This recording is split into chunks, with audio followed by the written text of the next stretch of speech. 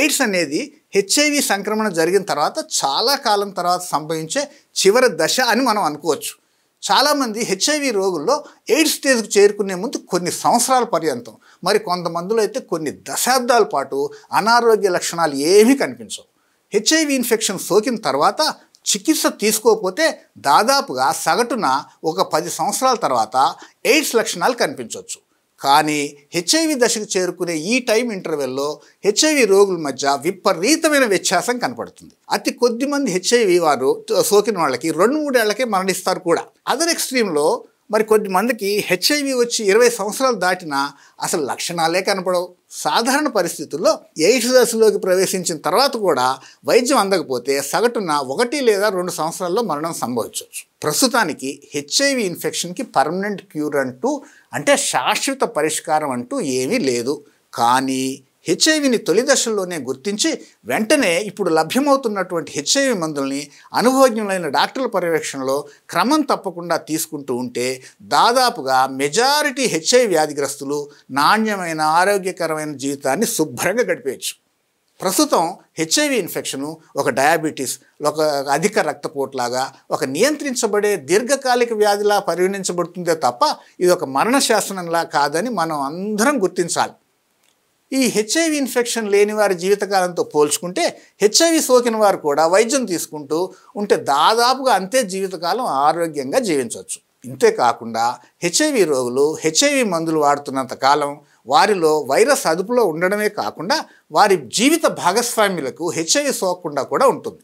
ఇంకా చెప్పాలంటే HIV వ్యాధిగ్రస్తులందరూ ARV చికిత్స క్రమం తప్పకుండా తీసుకుంటూ వైరస్ను అదుపులో ఉంచగలిగితే వారి ద్వారా సమాజంలో ఇతరులకు హెచ్ఐవి ఇన్ఫెక్షన్ వ్యాపించకుండా నిరోధించగలుగుతాం. అంతేకాకుండా దీర్ఘకాలంలో దీన్ని నిర్మూలించవచ్చు కూడా. దీన్నే మనం treatment is prevention for transmission అంటాం. ఇక్కడ మనం తప్పకుండా తెలుసుకోవాల్సిన ఇంకో విషయం ఏంటంటే you is equal to you, అంటే అన్డిటెక్టబుల్ ఈజ్ ఈక్వల్ టు అన్ట్రాన్స్మిటబుల్ అని. అంటే ఇక్కడ ఏంటంటే ఒక హెచ్ఐవి సోకిన వ్యక్తి ట్రీట్మెంట్ తీసుకుంటే ఒక 3 నుంచి 6 వారాల టైంలో వైరస్కి సంబంధించి గుర్తించలేనంత స్థాయిలో వైరస్ వారి శరీరంలో నిర్మూలించబడుతుంది, అంటే అన్డిటెక్టబుల్ అవుతుంది.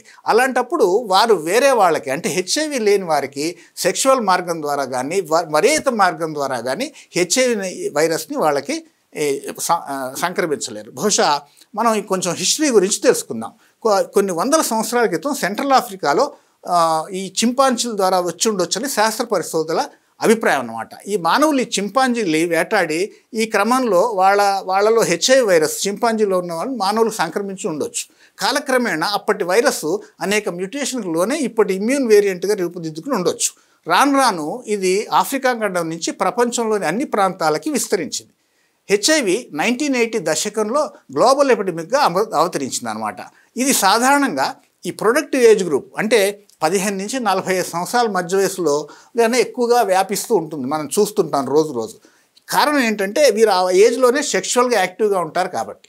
వీరికి కానీ సరైన వైద్యం అందకపోతే వీరు చాలా ముందుగా, అంటే ప్రీమెచ్యూర్గా చచ్చిపోవడానికి అవకాశం ఉంది. ఇది కుటుంబాలకి, సమాజాలకి, ఇంకా దేశాలకి తీరని ఆర్థిక సాంఘిక నష్టాన్ని తెచ్చిపెట్టవచ్చు. ఇలా జరగడానికి కారణం ఏంటి అసలు? మొదటి కారణం ఏంటంటే మనం మొదట్లో చెప్పుకున్నట్టుగా హెచ్ఐవి ఇన్ఫెక్షన్ తొలి దశల్లోనే డయాగ్నోస్ చేసి ట్రీట్ చేయడం వల్ల అసలు అన్ని సందర్భాల్లో ఇలా జరగట్లేదు. ఎందుకంటే ఇన్ఫెక్షన్ సోకిన 10-15 సంవత్సరాల వరకు యూజువల్గా లక్షణాలు కనిపించవు. కనిపించిన తర్వాత కూడా హెచ్ఐవికి ఆపాదించబడుతున్న వివక్ష, అంటే స్టిగ్మా వలన ట్రీట్మెంట్ తీసుకోవడానికి చాలామంది ఇన్ఫెక్ట్ అయిన వారు ముందుకు రావట్లేదు. హెచ్ఐవి నివారణ కార్యక్రమాల్లో ఈ స్టిగ్మా అనేది ఓ పెద్ద అవరోధంగా మారిపోయింది. ఇక రెండో కారణం ఏంటంటే హెచ్ఐవి ఇన్ఫెక్షన్ అనేది మోస్ట్లీ సెక్షువల్లీ ట్రాన్స్మిటెడ్ డిసీజ్ కాబట్టి సెక్షువాలిటీ గురించి బాహాటంగా చర్చించడం ఇప్పటికీ మన దేశంలో ఒక ట్యాబూగానే మారిపోయిందనమాట. ఎవరికైనా కూడా హెచ్ఐవి ఇన్ఫెక్షన్ సోకడానికి అవకాశం ఉండే పరిస్థితి కానీ తలెత్తితే వాళ్ళకు ఉందో లేదో తెలుసుకోవడానికి ఒకే ఒక మార్గం ఏంటంటే టెస్ట్ చేయించుకోవడం. ఒకవేళ హెచ్ఐవి ఇన్ఫెక్షన్ కానీ ఉందని వారికి తెలిస్తే ట్రీట్మెంట్ తీసుకుని తమ ఆరోగ్యాలను కాపాడుకుంటూ అట్ ద సేమ్ టైం ఇతరులకు ఇన్ఫెక్షన్ వ్యాపించకుండా చూడడం అనేది ప్రతి పౌరుడి యొక్క సామాజిక బాధ్యత అని మనం అందరం ఇక్కడ గుర్తించాలి.